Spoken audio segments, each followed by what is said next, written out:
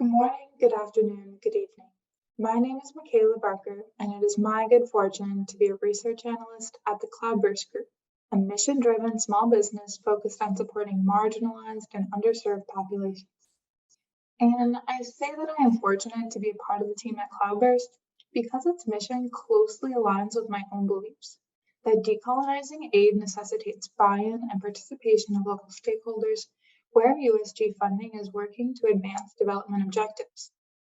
More specifically, this means partnering with and lifting up local organizations to be successful USG contractors, grant recipients, and transition awardees capable of navigating the complexities of bureaucratic processes that even some US-based companies can find challenging. And we're not the only ones who want to prioritize localization. Last year, USAID Administrator Power announced a goal to shift 25% of USAID's funding directly to local actors by 2025 and design 50% of activities to include local leadership by the end of the decade. MCC has likewise upheld a long-term commitment to co-creating and implementing development solutions with local partners. Now, these are undoubtedly ambitious goals. They require continuous self-reflection and adaptation on the part of US-based development organizations, careful planning and attention to detail, but most importantly, they require listening to local partners and supporting them in facing the challenges and barriers that they describe to us. That said, I'd like to share some tips and key practices that we've learned from more than a decade of work in close-knit partnerships with locally owned and non-governmental organizations to more effectively incorporate local stakeholders as partners in development work. First, utilize open or competitive selection processes to identify local partners.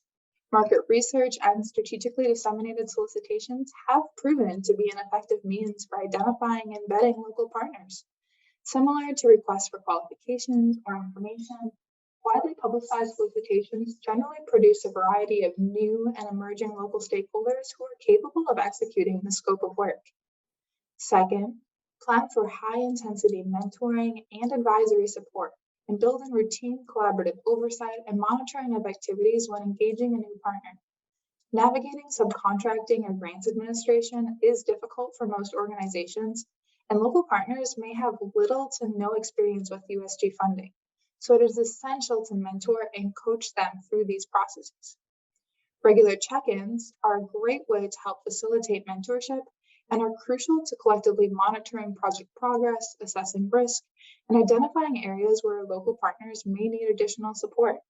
Check-ins also present an opportunity to provide routine reminders on deliverables and invoice submissions and ensure that just-in-time collective problem-solving can occur when needed. Third, co-facilitate activities together and in person where feasible. Co-creation and ongoing collaboration can not only help build the capacity of local partners, but they can also facilitate buy-in and provide insight into the structure, systems, processes, and protocols that guide USG donor-funded activities. Involving local partners at the outset can also help ground projects in cultural context and informs how project activities should best leverage local resources. And lastly, enter into partnerships with a long-range view. It is important to invest in new local relationships by maintaining the relationships after the project's end, sharing resources, and introducing them to other contractors. This facilitates learning and capacity building that helps local partners develop the structures, protocols, and systems necessary to successfully participate in future USG-funded activities. We hope that these insights will help each of you navigate new and ongoing relationships with local partners, but we know that each partnership will bring with it unique and diverse challenges.